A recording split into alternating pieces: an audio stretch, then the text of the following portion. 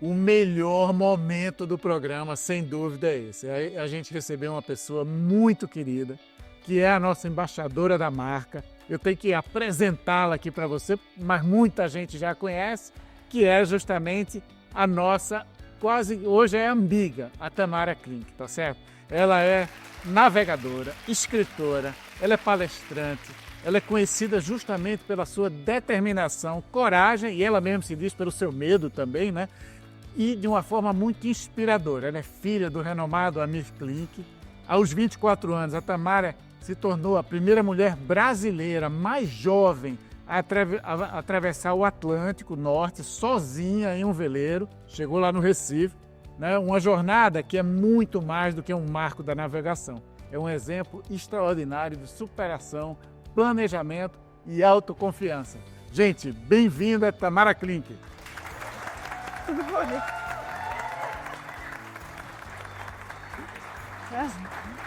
E aí? Eu sou a Tamara, eu sou uma mulher de pele branca, eu tô usando óculos, eu tenho cabelo preto, sobrancelhas pretas bem grossas e tô com uma blusa, um casaquinho branco, uma camisa azul e uma calça jeans preta. Muito bom estar aqui. Eu pensei a gente fazer um bate-papo sempre muito informal, muito legal, a gente ouvir um pouquinho dessa história, né? E talvez você começar um pouco isso. Me conta pra gente um pouco desse último projeto. Muita gente sabe, mas eu acho que ouvir de você ia ser muito bacana. Legal. Então, esse último projeto ele aconteceu também muito graças ao apoio da NTT Data Brasil. Sem esse apoio não teria sido possível terminar a preparação do barco, não teria sido possível partir da França e começar. Foi um projeto com muitas dificuldades técnicas, desafios técnicos, porque eu tinha poucas referências de como fazer para viver no gelo, num barco, em autonomia durante um ano. Era uma complexidade muito grande, ter que calcular o número de tubos de pasta de dente que eu usaria durante um ano, quais remédios eu levava, porque eu queria levar uma farmácia inteira, mas uma farmácia inteira não ia caber no barco, quais ferramentas eu precisava ter, quais eram os equipamentos que eu ia levar.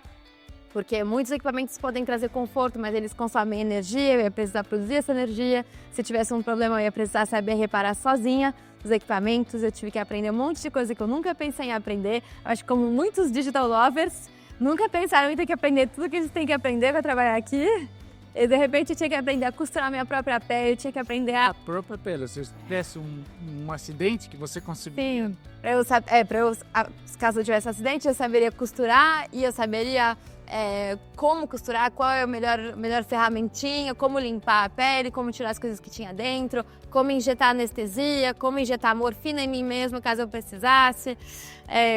Bom, tem que estar preparada para tudo, né? Para muita coisa. Eu precisei aprender a atirar. Eu era vegetariana, nunca tinha tocado numa arma na vida, detesto arma. Mas lá era o protocolo da Groenlândia, todo mundo é obrigado a aprender a atirar, porque é uma terra dos ursos polares e todo mundo, mesmo se você prefira morrer, todo mundo é obrigado a aprender pelo menos a atirar para o céu, para poder assustar os bichos. Tive que aprender sobre o comportamento de muitos animais, como navegar em zonas com icebergs, como reparar todos os instrumentos de navegação, enfim, muita coisa. Que às vezes a gente só olha aquele pedacinho, né, e não sabe o que veio antes, né? Exatamente. Toda essa preparação que tem. Quanto tempo foi essa preparação, tá vendo? Eu acho que é uma vida inteira, né? Tá. Se pegar E essa preparação começou aqui quando naquela viagem você foi com seus pais pelo mundo. Sim, eu acho que é uma vida inteira também para aprender a construir autoconfiança, em saber resolver problemas para os quais a gente não se preparou. Eu acho que é o maior desafio da navegação, mas também da nossa vida, né? De vocês também aqui. A gente pode até se preparar o máximo que a gente puder, mas a gente sabe que o principal vai ser chegar na hora e ser capaz de lidar com as situações para as quais a gente não estava preparado. Isso na navegação é o tempo todo. Mas também a navegação que eu fiz antes, né, com a Sardinha 1, que eu vim contar aqui na NTT Data, quando ela terminou. Essa navegação com a Sardinha 1, ela me preparou também bastante, porque foi uma navegação que eu fiz com um barco pequenininho, eu tinha poucos recursos dentro desse barco, ele entrava água o tempo todo, quebrou muita coisa, Então eu aprendi, e também aprendi a navegar, aprendi a gerir meu sono, a dormir em pedacinhos de 20 em 20 minutos. Você falou que 20 em 20 minutos você tem que acordar e ver como é que tá. Exatamente. E a navegação seguinte para o Ártico só aumentou em dificuldade. Então tudo que eu aprendi antes ia ser útil, mas eu ia precisar aprender coisas a mais. E para essas coisas a mais eu levei 15 meses. Então 15 meses na França, eu escolhi o barco, comprei o barco, comecei a tirar um monte de equipamento que tinha dentro do barco para ficar o mais simples possível. Troquei várias coisas que não estavam tão eficientes, então o gerador eólico com um gerador mais eficiente, que tinha menos chance de quebrar, o painel solar por um painel mais eficiente e que eu sabia reparar. Tirei muitos equipamentos para o barco ficar mais leve, acrescentei a comida, fiz o cálculo de um monte de coisa, parti com muito medo, quase querendo desistir, pensando, será que eu não estou ficando louca? Ouvi que ia dar tudo errado de um monte de gente. As pessoas que sabiam muito mais do que eu falavam, Tamar, mas seu barco não vai aguentar muito pequeno, mas e se vier um urso te comer? E se seus braços não forem fortes o suficiente? Olha para os seus braços como eles são finos. Aí eu fico, talvez, mas não tá na hora de levar alguém, levar um homem, né, principalmente, que acho que não é muito para mulher, nunca vi uma mulher que fez isso. Eu falei, eu nunca vi também, mas espero que dê tudo certo, assim você poderá ver na próxima. E fui, né, com muito medo, mas também com muita vontade de colocar em prática. A gente se prepara tanto, a gente se dedica tanto para um projeto que acho que a melhor maneira que a gente tem de retribuir todo mundo que ajudou é fazer também o projeto acontecer. Que acho que seria a maior tristeza de todo mundo aqui se a gente trabalha bastante num projeto e no final a pessoa desiste e não acontece, né? Então tinha que chegar até o fim. Então, não, foi realmente um projeto, né? Como você falou, que às vezes a gente vê um pouquinho da ponta do iceberg do que está acontecendo, né? E não sabe um pouco o que teve por trás de toda essa preparação, posicionamento, né? E depois, Tamara, como foi? Eu pensei em 4, eu estava comentando aqui com eles, eu queria explorar 4 áreas disso para fazer uma relação forte com liderança, tá certo? A primeira delas é essa justamente que você estava falando, que para mim a preparação e o planejamento são realmente muito importantes dentro dos desafios, né? E você acabou de explorar bastante isso. E talvez você dá, nesse contexto, o que é aquilo que você de repente não pensou e que ocorreu durante esse tempo? Será que teve alguma coisa que você, assim, que talvez no planejamento não estava bem, não era assim e foi bem diferente? O que é que isso aconteceu? Agora me ocorreu, eu não sei se todo mundo sabe qual foi a viagem. Eu acho que vale a pena, fala de novo. Tá. Então, quando eu cheguei aqui a primeira vez, né, 2 anos atrás, e encontrei a NTT Data e o Ricardo e todos os Digital Lovers, eu tinha acabado de atravessar o Atlântico, foi uma viagem... Foi uma viagem adiante. Essa está mostrando a segunda. Foi uma viagem de antes, onde eu comprei um barquinho antigo na Noruega e fui até o Recife, nessa terra. E depois vim até a Paraty, aqui no Rio de Janeiro. E aí depois, o projeto seguinte, essa foi a viagem da Sardinha 1. Tá. Aí com a Sardinha 2, aí podemos passar para uma foto. James, pode fechar. Antes. Bom, com a Sardinha 2 eu iria até a Groenlândia. Eu preparei o barco na França e eu iria até a Groenlândia, eu atravessaria o Atlântico de novo, mas como é lá em cima do planeta, é mais curto, né? Que no topo da laranja o caminho é menor. Mas ia ter um monte de iceberg, gelo no caminho, essa parte é um pouco pior. Porque, bom, algumas pessoas aqui devem ter visto aquele filme Titanic. Pra mim é um filme de horror. E foi um corte de muitos pesadelos ao longo do caminho. Enfim, o Ártico é uma região que está sofrendo muito com as mudanças climáticas, então aqui são algumas fotos que mostram a banquisa do verão, né, quando derrete o gelo. Esse branco é o gelo antigo, que é o gelo que costuma durar mais de um ano. E os gelos antigos são cada vez mais finos, está cada vez derretendo mais. E o gelo está ficando bem menor. E isso é um problema grande para o planeta, porque o gelo ele reflete também a luz solar. Então ele ajuda a Terra a não esquentar tanto, ele ajuda um pouco a resfriar a Terra, mas com menos gelo, o mar é escuro, absorve mais calor. E com isso, a Terra vai ficar mais quente, o Ártico vai deixar de ser um ar-condicionado e vai passar a ser um aquecedor do planeta também. Isso é uma coisa que tinha que levar em conta, que eu sabia que ia acontecer, eu tinha imaginado um pouco, mas eu não imaginei que o problema fosse tão grande quando eu cheguei lá. Quando eu cheguei lá, muitos dos caçadores de focas que moram na Groenlândia ao longo do ano, eles me diziam: toma cuidado, o gelo é muito fino, está cada vez mais fino por causa do aquecimento global, você não pode confiar no gelo. Sempre que você for andar, leva um nosso instrumento chamado toque, é como um cabo de vassoura com uma faca na ponta, que eu tinha que bater várias vezes para medir a espessura do gelo toda vez que eu ia andar em cima dele. Sim. E por uma longa distância, você vai fazendo um monte de furos no gelo. É ali que você está marcando a forma que você pode andar seguramente, né? Exatamente. E também eles me ensinavam a seguir as pegadas, sempre que está em dúvida, segue as suas pegadas. Eu tinha várias técnicas de caçador mesmo que eu tive que aprender, mas que também acho que se aplicam às vezes na vida de alguns de vocês, né? Seguir, voltar atrás, verificar o caminho. Eu não esperava que eu ia cair no mar. Para mim era assim, se eu caísse no mar eu ia morrer, era certo, era a coisa que eu mais tinha medo de todas, mais até do que de urso polar, era de cair na água fria. Água fria, né? Ter hipotermia, não conseguir subir e morrer. E foi o que aconteceu, foi o maior susto que eu tive na viagem. E nessa hora eu não entrei em pânico, não sei como. Eu não entrei em pânico, não me assustei, eu não tive medo, só tive uma determinação absoluta em sair dali, em resolver o problema, em me tirar da água. E aí eu ia batendo no gelo, o gelo que era mais firme, ele não se prendia, ele era duro demais, então a mão escorregava. Aí eu virei de costas, achei uma pedra que estava coberta com um gelo que parecia um pastel folhado. E aí eu ficava batendo, e aí ele ia quebrando aos pouquinhos, e aí eu tinha aderência para aos pouquinhos ir me arrastando, centímetro por centímetro, centímetro por centímetro, pensando: quanto mais segundos eu ficar nessa água, menor a chance de eu sair daqui, mas eu preciso ter certeza que eu vou sair bem. E aí, pouquinho por pouquinho. E aí depois eu, enfim, subo nessa pedra e vejo que eu tô ilhada, cercada de água por todos os lados. De um lado tem a banquisa onde eu caí, o gelo onde eu caí, e do outro lado tem um paredão de gelo como se fosse vidro, tem 3 metros de altura. Aí eu vejo que a pontinha do meu cabo de vassoura tá ali quase afundando, eu pego ela e eu começo a fazer furos nessa parede, sem saber como é que eu ia pular, mas eu faço os furos para subir. Depois eu vejo. Faço vários furinhos, aí eu pulo que nem um gato, me agarro e eu começo a subir como se fosse um gato escalando essa parede nos furos que eu tinha feito. E aí continuou a subir, até tô lá em cima e de repente eu tava subindo na horizontal, igual um gato mesmo, ou igual uma idiota. E aí nessa hora eu falei: ufa, tá, sobrevivi. E aí de repente eu tive um tal relaxamento, que eu acho que é normal do ser humano, deve ser alguma coisa, os biólogos devem poder explicar isso. Eu fiquei num tal relaxamento que eu falei: nossa, que dia lindo, eu vou passear. E aí eu pego, falo assim: tá meio molhado, né? Tudo tá meio molhado, então eu tiro a bota, esvazio a água, seco as meias. E eu não sabia, depois os caçadores me disseram que essa é a última coisa que você pode fazer, que isso assim é o fim do mundo, porque uma vez que você tira a água, você resfria tudo.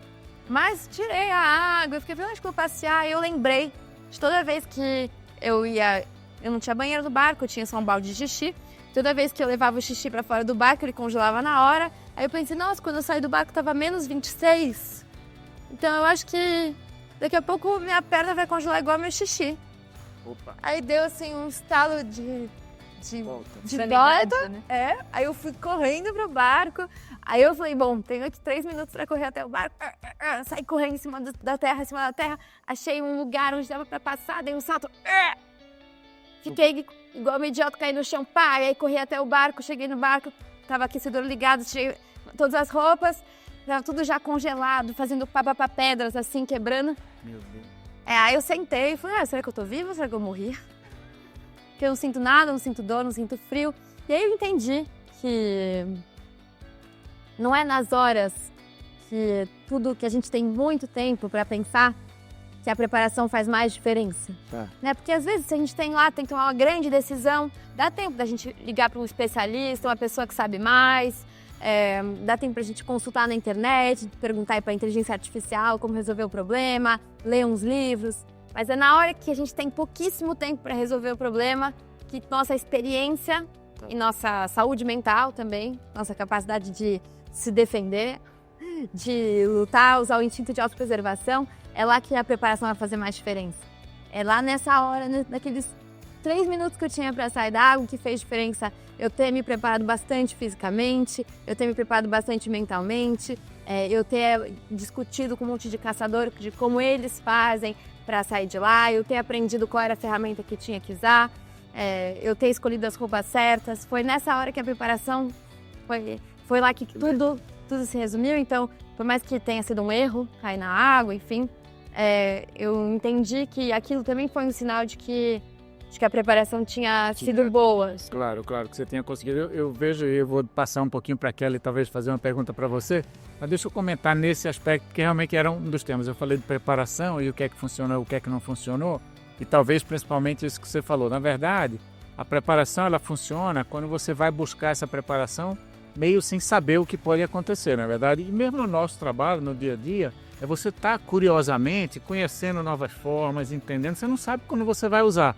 mas se você faz esse processo, né, de aprendizado contínuo do que está acontecendo, quais são as novas áreas, o que é que alguém fez diferente, deixa eu entender. Eu não tenho nada para usar isso agora, mas deixa eu entender um pouco que aquilo pode e vai ser importante para você tomar uma decisão importante, porque você vai buscar, né, não só daquilo exatamente que você estudou, mas você vai buscar daquela coleta de informações que você fez e que naquele momento te ajudam a tomar uma decisão correta, né? Que foi o teu caso, que você estava comentando. É que às vezes não é para a hora que a gente pensa que ela vai ser necessária, é para daqui anos.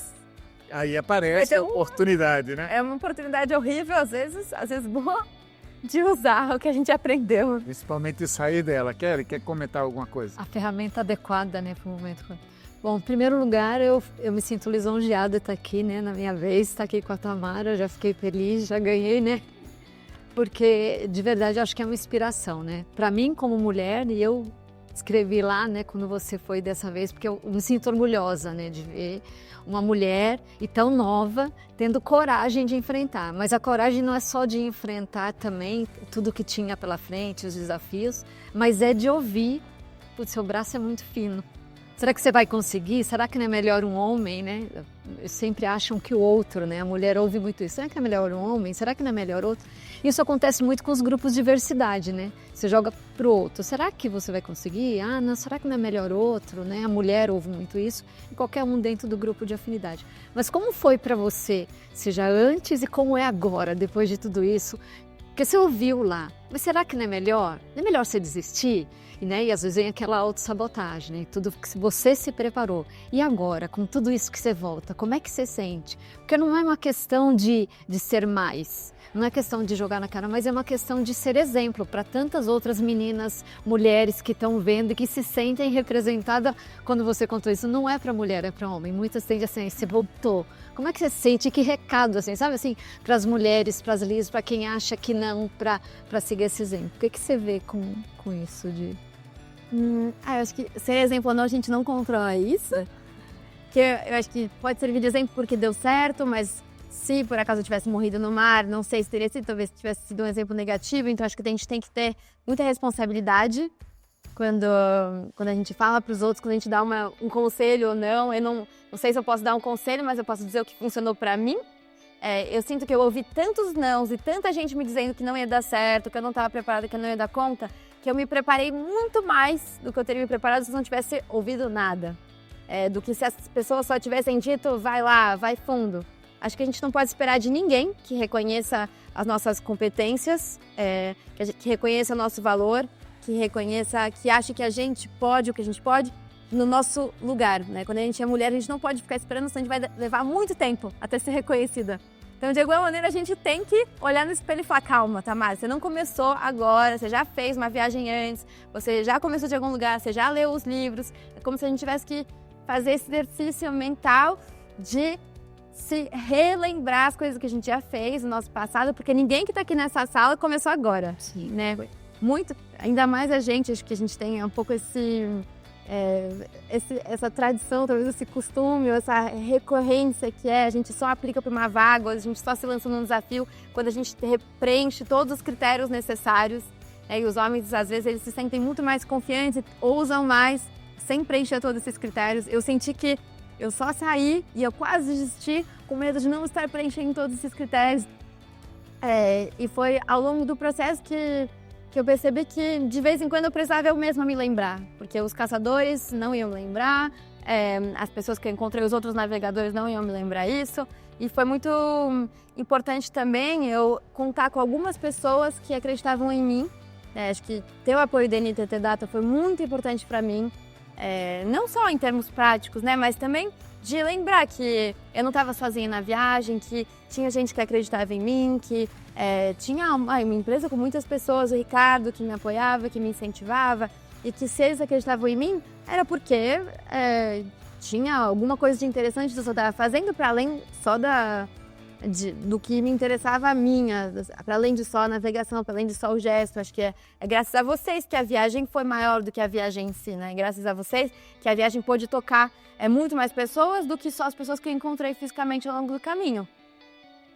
Isso foi bem importante. Tinha o Haru no barco para me lembrar sempre, tinha a fitinha, né, que a Flávia mandou, a fitinha que eu amarrei no barco, tem até uma... o Haru! Do Haru, sozinha não tava, né, tio? Então isso faz muita diferença. E lembrar das pessoas que te apoiam também, né? Acho que a gente, principalmente a gente como mulher, a gente já tem medo suficiente. Não precisamos que ninguém mais nos lembre novos medos que a gente não tem. Parecia que as pessoas que me diziam medos era porque achavam que se eu ia, é porque eu não tinha medo suficiente. Mas eu tinha todos os medos que a gente pode imaginar. São importantes. Ninguém precisava me dizer mais. Então, contar com isso, ter uma rede de apoio forte, meus amigos também que me apoiaram, não eram todos meus amigos que me apoiaram, foram importantes na viagem, e ter referências, isso faz muita diferença. Às vezes referências femininas, em outras áreas da navegação, no gelo tem menos, mas referências masculinas também, referências de livros, os exemplos, os modelos, mesmo que talvez eles não saibam, eles são muito importantes para ampliar nosso imaginário dos possíveis. Acho que tenho certeza que aqui, né, as pessoas que estão ouvindo a gente, muitas são o primeiro da família a ir para a universidade, muitos são o primeiro da família na área de tecnologia, muitos são o primeiro na família a, sei lá, vir para São Paulo, mudar de cidade. Ter um nível executivo, ou chegar a uma coisa de diretoria, ou coisa desse tipo. Tem muitos primeiros aqui, até primeiros empregos, né, na área de tecnologia. Primeiro emprego quase formal, principalmente a gente é uma Globo multinacional, entendeu? Então a Kelly comentava aqui, a gente falava há pouco, de pessoas que a mãe do colaborador teve num evento grande agora, e ela foi lá, né, agradecer e dizer a gente que aquele emprego dele não mudou só ele, mudou a família toda, não foi isso. Kelly que você está... Isso mesmo. E foi muito bonito quando a gente vê esse tipo de, sabe, de garra, de vontade, que a pessoa está sendo o primeiro, quer dizer, está tendo o desafio dele, pode não ser no Ártico, o desafio dele pode estar fazendo aqui nesse momento, né? E isso abre totalmente o imaginário dos possíveis para as outras pessoas que estão em volta, né? Eu vejo que quando eu fiz a travessia do Atlântico, a minha irmã decidiu mudar de área, ela falou, na verdade, eu sempre quis ser médica. E aí ela voltou para fazer vestibular, ela já era formada, trabalhava, voltou para fazer vestibular, agora está no terceiro ano de medicina. Eu acho que mesmo sem a gente saber, as coisas que a gente faz, as portas que a gente abre, né, talvez as mini revoluções que a gente faz na nossa própria vida podem influenciar também as pessoas que estão em volta. E eu tenho certeza que eu não teria sonhado com o mar se não fosse pelo meu pai. Então hoje acho que o que eu tento fazer também, né, nos livros e tudo mais que você comentou, nos vídeos, na internet, talvez dar para outras pessoas a chance de saber um pouquinho o que era ser filha do meu pai, poder ouvir as histórias dele quando eu era criança e de repente poder sonhar com isso. Mesmo nascendo em São Paulo, que não é o lugar mais propício, né? Pois é. Eu navegar. Soube que meu pai veio aqui também, né? Pois é, ele esteve também com a gente num evento grande nosso que foi o Interconnected. Ele esteve com a gente, fez uma palestra bacana. Eu, infelizmente, também não o encontrei. Ai. E Tita, olha, a vez que o Ricardo já parando. Mas foi eu fiquei muito triste porque eu não consegui ver. O que eu queria dizer a ele que a gente estava assim junto, né? E muitas outras pessoas falaram. E eu vi dele uma coisa, eu fiquei imaginando, né? Não nesse dia, mas agora, dizer, poxa, como é que você imagina que seu filho, né? E a gente, né, que tem filhos, eu tenho filhos, então, mas ele está lá longe e você está entendendo? Então, tudo que ele me disse, eu estava longe e fazia isso, e aí eu pensei como, né, a minha esposa e as minhas filhas ficavam comigo lá fora, né? E agora eu vi o outro lá fora, e como é que eu estava pensando, né? Ele disse assim, às 3 da manhã, eu estava lá pensando, o que ela está fazendo agora?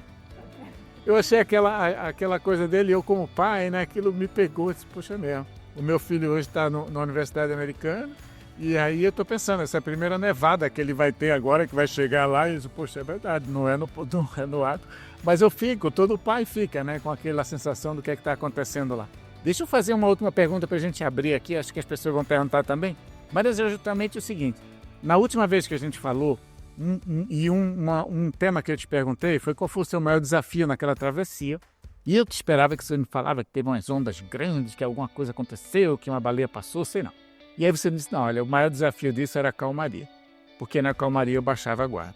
E você não sabe, Tamara, quantas vezes esse cara aqui não falou que a gente não podia baixar a guarda, que a calmaria não era, sabe, uma opção. Ou seja, se a coisa estava muito bem, e novamente, né, bom mar não faz bom marinheiro, né, aquele negócio.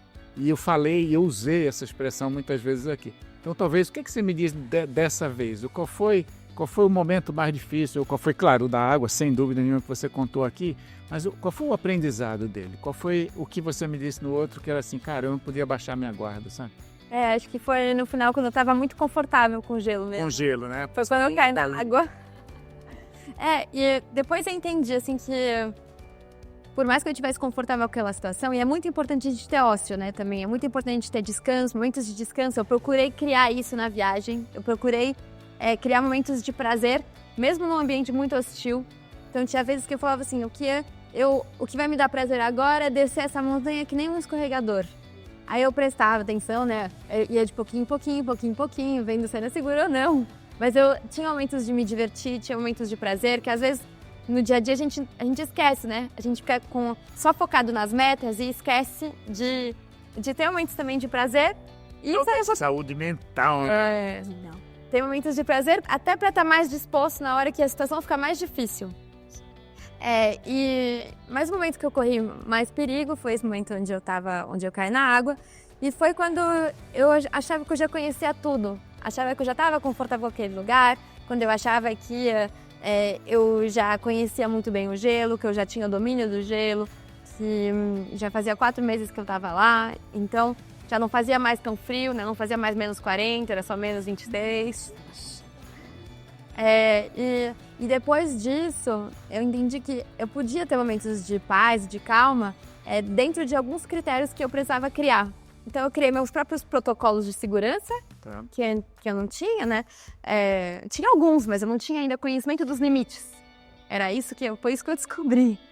Então eu tinha os protocolos de segurança, que era sempre carregar meu toque, sempre carregar no bolso algum objeto que fizesse muito barulho para assustar um urso, caso um urso viesse.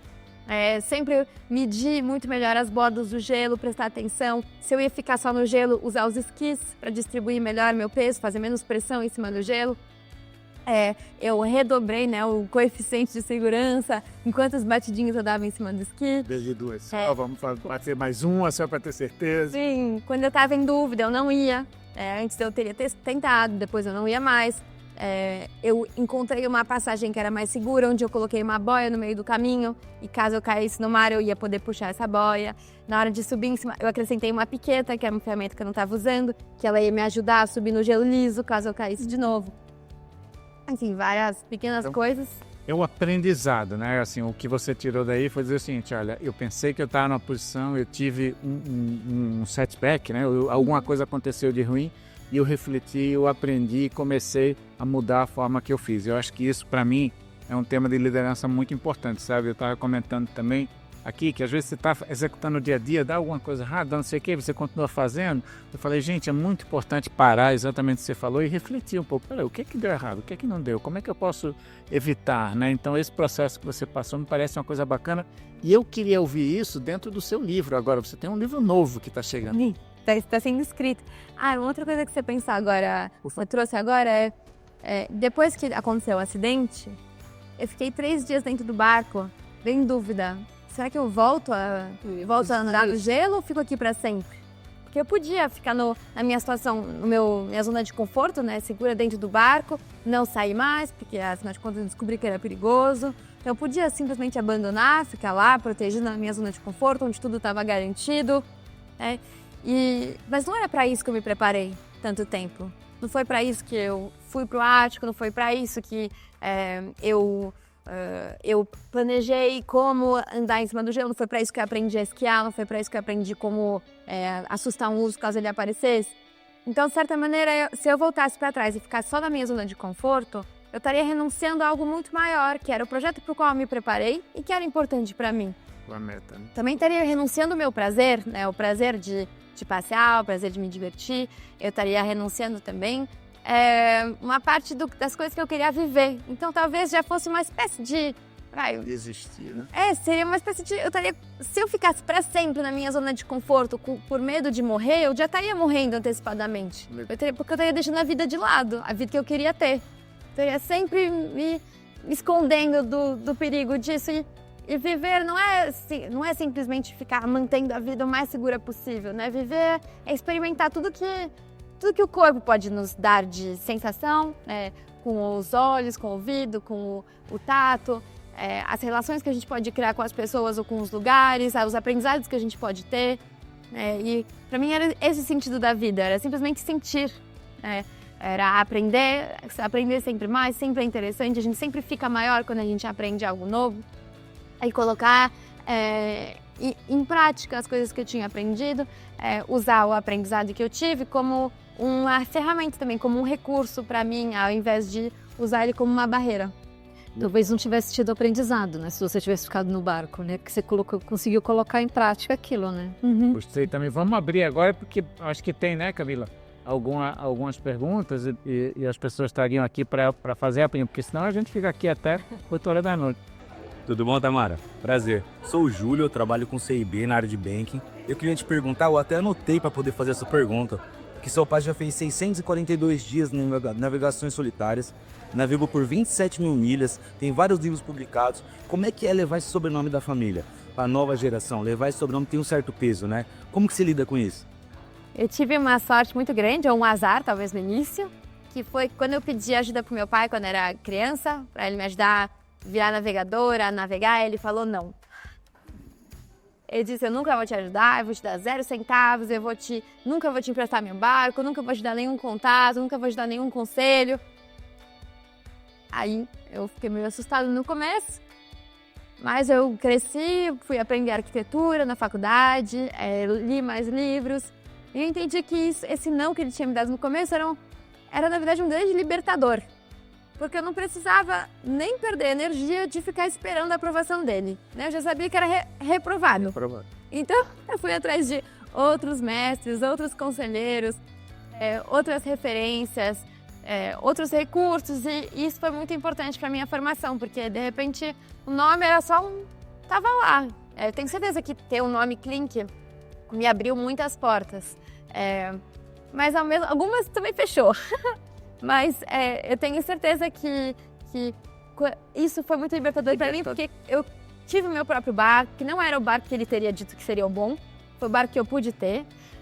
E para mim foi muito positivo ter feito isso, ter aprendido do meu próprio jeito, porque eu aprendi todo o processo de aprendizagem, de como é que a gente constrói um projeto, como é que a gente forma uma equipe. Como eu tinha poucos recursos, era muito mais fácil ver quem estava do meu lado, quem acreditava mesmo e quem não acreditava. Às vezes, quando a gente tem todos os recursos do mundo, junta um monte de gente que está ali por outros motivos, que não é pelo projeto, que é pelo dinheiro, que é pelo sucesso, como tinha pouca chance de dar certo e tinha pouco recurso, então quase ninguém ficava. Era muito fácil ver quem acreditava ou não. Então isso para mim foi muito bom. E uma vez que a gente está no mar, o mar não se importa mais com o nosso sobrenome, não se importa mais com o nosso gênero, com a nossa idade, não se importa se a gente está lá ou não está, se a gente está acompanhado ou sozinha. O mar é completamente indiferente. E ali é a vida real, né? Ali eu era apenas os meus gestos, eu era a minha capacidade de tomar decisões ou a minha incapacidade de tomar decisões também. Então no mar isso não importava mais. E quando eu cheguei depois atravessando o Atlântico, foi um susto. Eu não sabia que tinha tanta gente acompanhando, eu não sabia que ia ter a chegada ia ser tão legal, que ia ter um monte de gente lá no Marco Zero do Recife. Então foi uma grande surpresa. E quando meu pai viu meu barco, ele ficou horrorizado. Aí, o jornalista estendeu o microfone para ele e perguntou: você está feliz pela sua filha, que é a mais jovem brasileira a atravessar o Atlântico sozinha? E ele falou, tô muito impressionado, porque ela fez uma viagem muito difícil e perigosa com um barco extremamente precário.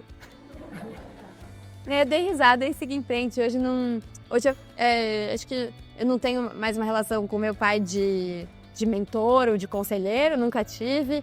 Eu tenho uma relação de pai e filha como qualquer com seus desafios, né? Que meu pai também não é mais fácil, não é o mais tranquilo.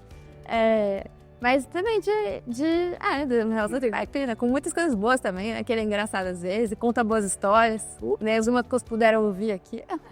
O nível é bom, muito bom, Tamara, muito legal. E foi legal porque ela voltou, né? Vindo da África, ela foi para onde começa o Oceano Atlântico, que é justamente ali, junto ao rio Capibaribe e Beberibe, e tem uma placa, o Recife, dizendo, é aqui que começa o Oceano Atlântico. Você conheceu a origem, sabe, do Oceano Atlântico, que foi no Recife. Próxima pergunta aí. Oi, Tamara, boa tarde. Eu sou a Marina, eu sou líder de time aqui na NTT. E a gente anotou, né? Porque a gente fica nervoso com a inspiração que tem. Então, assim, ao longo das suas expedições pelo mundo, você enfrentou muitos obstáculos e superou diversos limites.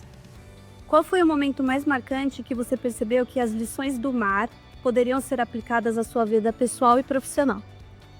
Acho que o tempo todo.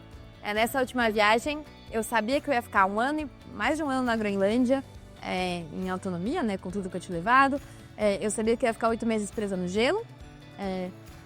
8 meses não, eu sabia que era entre 6 e 9, não sabia exatamente quanto. Mas acho que eu não diria que eu apliquei lições da vida da vida terrestre, né, à vida marítima e vice-versa. Eu acho que eu era a mesma pessoa aprendendo. Só era um contexto diferente, mas eu continuei sendo a mesma pessoa em todos os lugares. Quando a gente está na nossa vida pessoal, sei lá, em casa, cozinhando, a gente continua sendo a mesma pessoa que a gente é quando a gente está trabalhando atrás do computador, ou quando a gente está desenvolvendo um software, programando. A gente é sempre a mesma pessoa. Então, não sei se eu consigo aplicar uma coisa a outra, né? Eu continuo tendo vários desafios, por exemplo, em relacionamento, né? Namoro à distância. Aí ele fica chateado porque eu não mandei mensagem de eu te amo quando ele mandou. Eu continuo tendo várias frustrações, eu continuo às vezes brigando com a minha mãe, porque eu acho que ela não me entende, depois eu choro e falo, desculpa mãe, eu errei, não devia ter sido tão brava.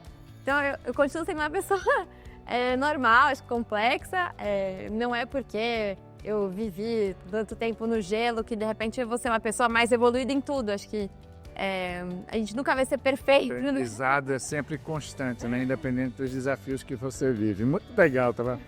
Prazer, Tamara. Meu nome é Isabelle. Eu adorei acompanhar a sua jornada. Você já falou aí que você já passou pela sua cabeça você desistir. Eu queria saber o que te motivou a não fazer isso. Acho que vários momentos ao longo da preparação, a tentação de desistir foi gigantesca, parecia que era a melhor resposta. Principalmente no meio da preparação, quando eu tinha tirado o motor do barco, eu tinha tirado a pintura, tirado as janelas, e eu não tinha os recursos para continuar.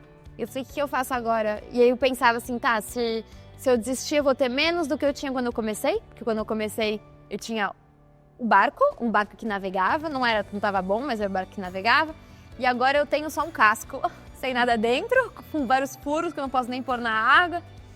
Então naquela hora eu não desisti, porque voltar atrás ia dar mais trabalho do que seguir em frente. Então eu me dizia, tá, eu acho que eu vou aos pouquinhos, vou fazer o que tiver ao meu alcance para ir melhor, talvez demore muito, talvez não seja suficiente, mas eu vou dar tudo o que eu posso para chegar o mais próximo do que eu podia. O pior que pode acontecer, eu estar muito mais preparada, tá muito mais próxima de estar preparada do que eu estava quando comecei e vou ter aprendido um monte de coisa.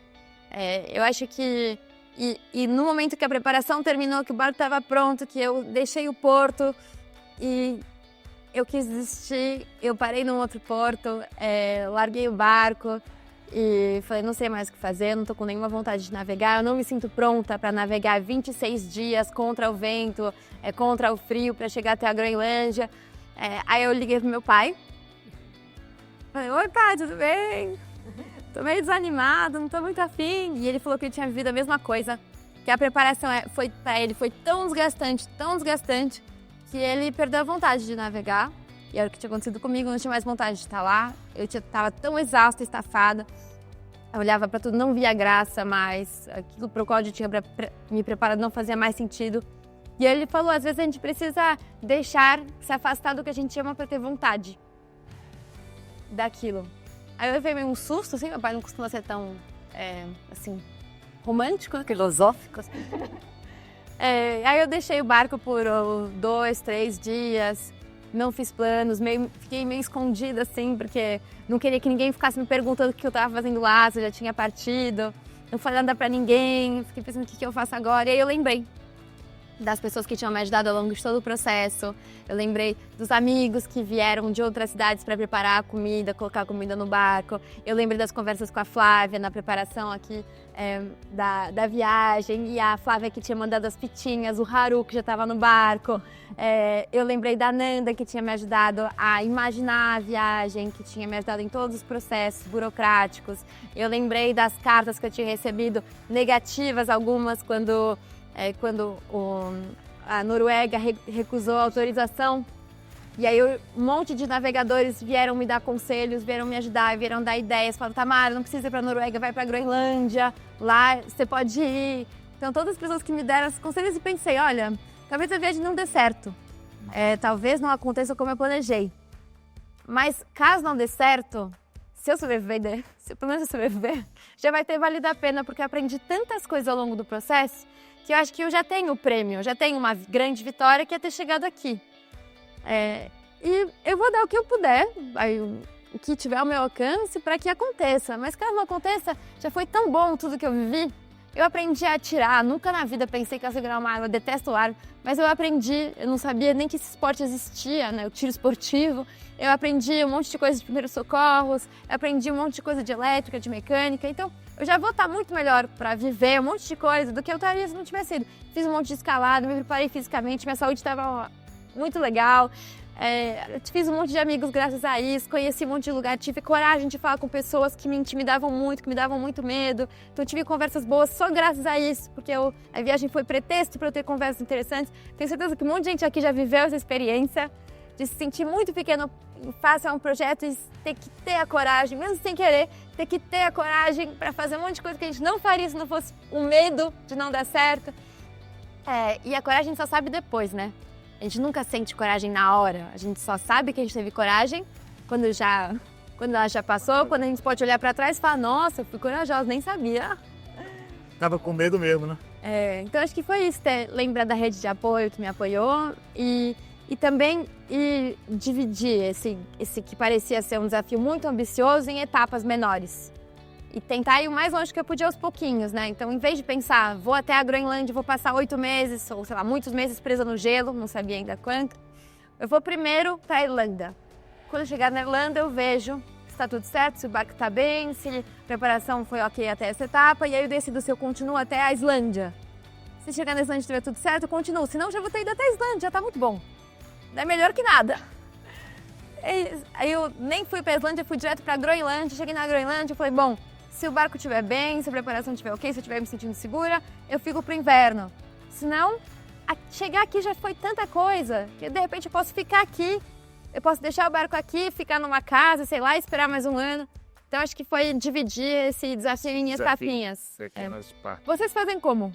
Olha, não é diferente disso, sabe? Eu acho que quando a gente tem um projeto muito difícil, a gente sempre pensa assim, qual é o impacto de não fazer aquele projeto para as pessoas. Você acabou de dizer assim, olha, o que é isso? Não só para mim, mas o que é isso em relação àquele que eu estou fazendo? Eu acho que esse outro ponto que você falou, de pensar quais são as outras pessoas que me suportaram para chegar até aquele ponto, né? E como é que eu posso retribuir para elas como gratidão de continuar andando. Eu acho que cada um desses grandes projetos que a gente às vezes tem um problema difícil de ir, às vezes, não, isso aqui não vai dar certo, não, peraí. A gente chegou até aqui, alguém me ajudou a chegar, né? Qual é o impacto de eu não fazer isso para as outras pessoas, entendeu?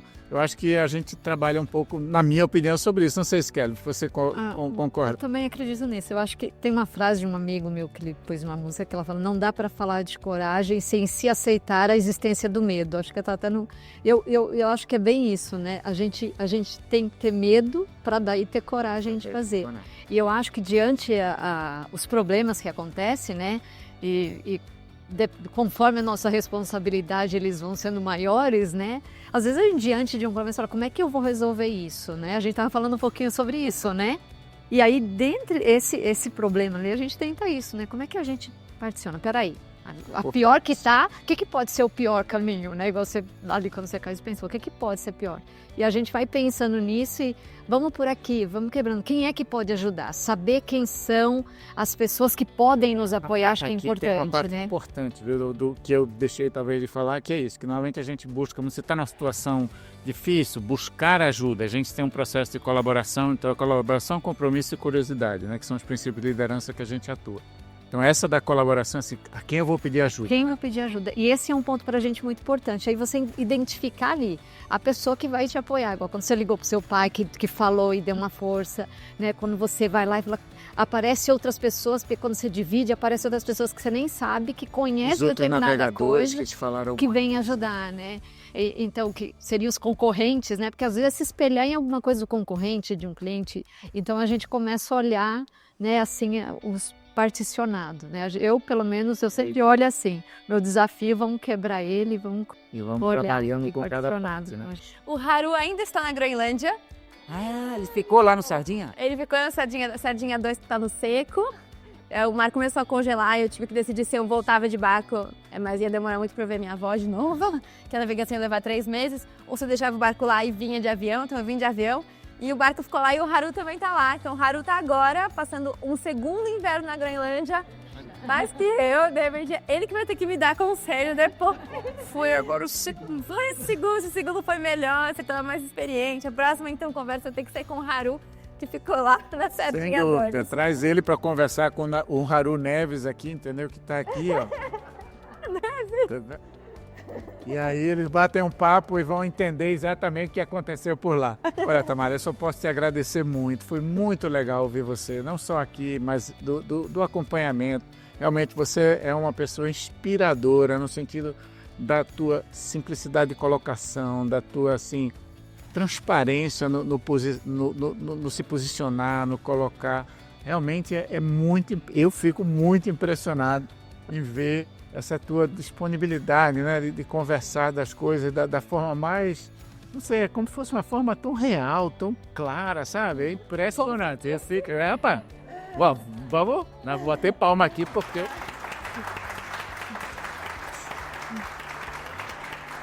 É muito, Feber. Eu vou sair daqui super energizado, pensando como é que a gente vai continuar esse projeto. A gente vai estar junto com você. Foi muito bom tê-la. O Haru vai estar. Ó, sem certeza. Se Deus quiser, a gente também. A Flavinha já está vendo aí como é que a gente continua esse projeto, que vai ser muito, muito legal. Muito obrigado. Não sei se tem uma palavra final sua. Muito obrigada a todos os Digital Lovers, porque se a viagem aconteceu, foi graças a vocês todos, né? Que todo mundo que faz parte da NTT Data, Brasil, mas não apenas, né? E essa é a primeira vez que uma mulher, pelo menos tem registro, né, que uma mulher passa o inverno sozinha no Ártico. A gente não tem documento nenhum de uma outra mulher que tenha feito isso antes, então é muito legal para toda a história da navegação e da navegação especialmente polar, né? Que isso tenha acontecido. Isso só aconteceu graças a todos vocês que permitiram que a viagem fosse possível. Muito obrigada, Ricardo, por confiar, a Flávia, todo o time do marketing também. E muito obrigada pela conversa com vocês hoje, generosidade de vocês estarem todos aqui. Obrigada. Tamara, fica apenas as pessoas que vêm aqui. Isso é o programa que a gente chama HH do CEO, que a gente tem mensal. Então fica uma caneca para você aqui. Obrigada. E muito obrigado pela tua participação. Gente, muito legal estar aqui, um programa super especial, algo que realmente foi inspirador e nos dá uma energia bacana. Muito bom tê-los aqui no programa. Até novembro, até dezembro. Tchau. Tá vendo? Não basta ser colaborador, tem que participar, não. Bater palma, aquele negócio todo. E quem sabe que eu tô aqui, inclusive com plateia aí, parece com mais vontade de falar, né? Mas deixa pra lá. O negócio que eu tentei falar, como foi?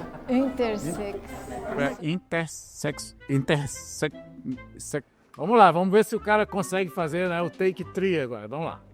Aí eu pulo que nem um gato. Ficou bom? E essa Tamara, né? Ah, desculpa. Já Descrição. Ah,